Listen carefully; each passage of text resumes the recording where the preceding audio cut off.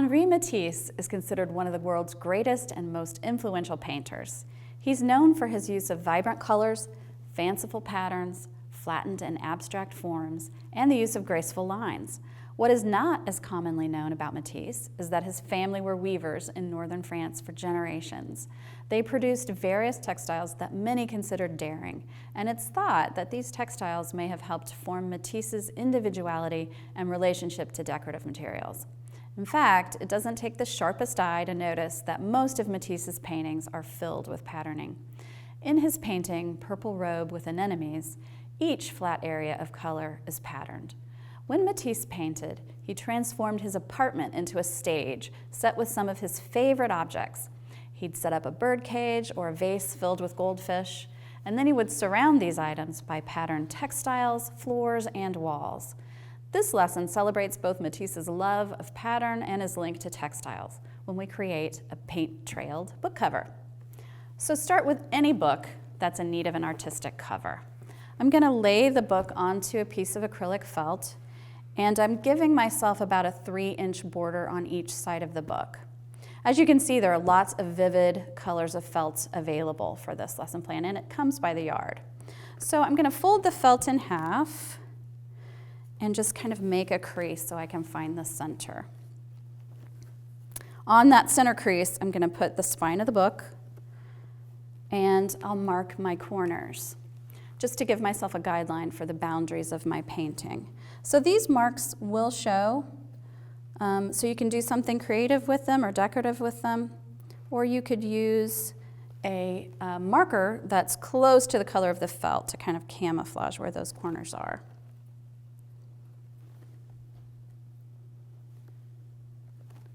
So next, I'm going to need a registration mark, and I'll show you why in a minute. So I'm going to fold this back over, but this time I'm going to offset this top side of felt about 1/4 inch, and I'm going to draw a line straight across, and that can be visible, that won't show at all.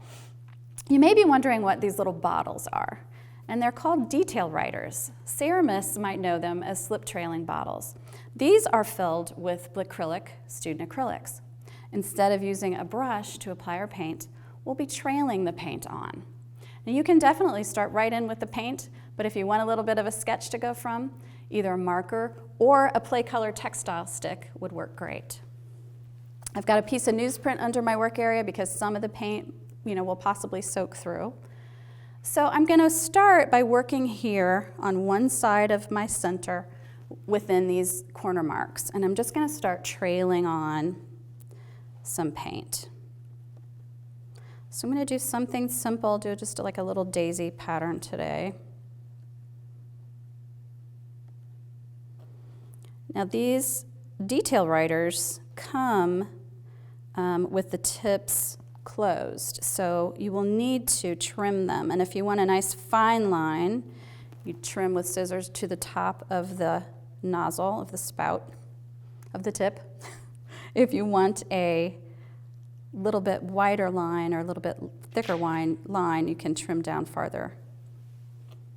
Now I want to make use of this registration mark. So I'm just going to fold the felt and line up that mark and just press the areas that I've trailed with paint.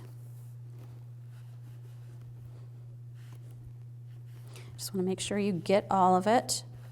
Don't really need to press hard, you just need to make sure that it's soaked up there. So my pattern transfers to the other side of the book cover. Isn't this great? So everything we do on one side is going to be transferred to the other. I'm going to continue adding paint by trailing it on. Just filling in these petals.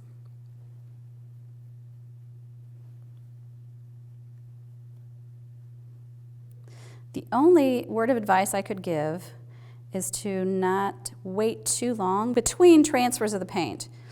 So you can transfer as often and as many times as you'd like, but you don't want the paint to dry before you press it to the other side. So I'm just going to give you an idea here. This is a chroma metallic acrylic that I'm adding. It's a little bit shimmery. It's a little bit more liquid than the Blick acrylics. and it transfers really well.